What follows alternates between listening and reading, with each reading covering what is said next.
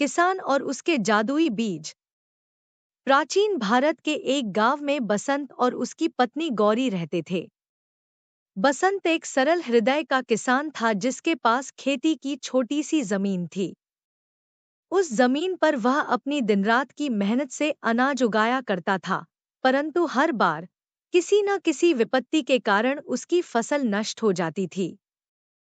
एक दिन जब वह नदी के किनारे विचारमग्न बैठा हुआ था, तभी एक संत उसके पास आया और उसकी परेशानियों को समझा। उस संत ने बसंत को कुछ विशेष बीज दिए और कहा, इन्हें अपने खेत में बो दो, परंतु याद रहे कि इनकी फसल से तुम्हें जो भी उपज मिले, उसका एक अंश दूसरों की मदद के लिए अवश्य देना। बसंत ने उन बीजों को बड़े प्रेम से बोया और उम्मीद से उनकी देखभाल की। कुछ ही समय में उन बीजों से अद्भुत फसलें उगाईं।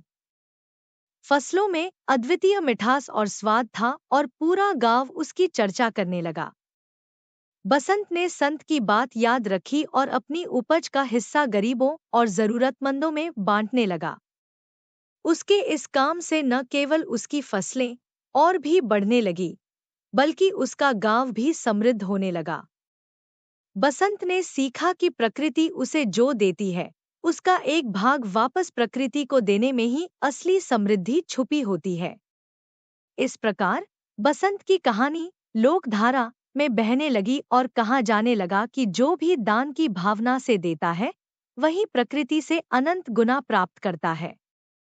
और यहीं से बसंत का जीवन एक नई लोक कथा में बदल गया।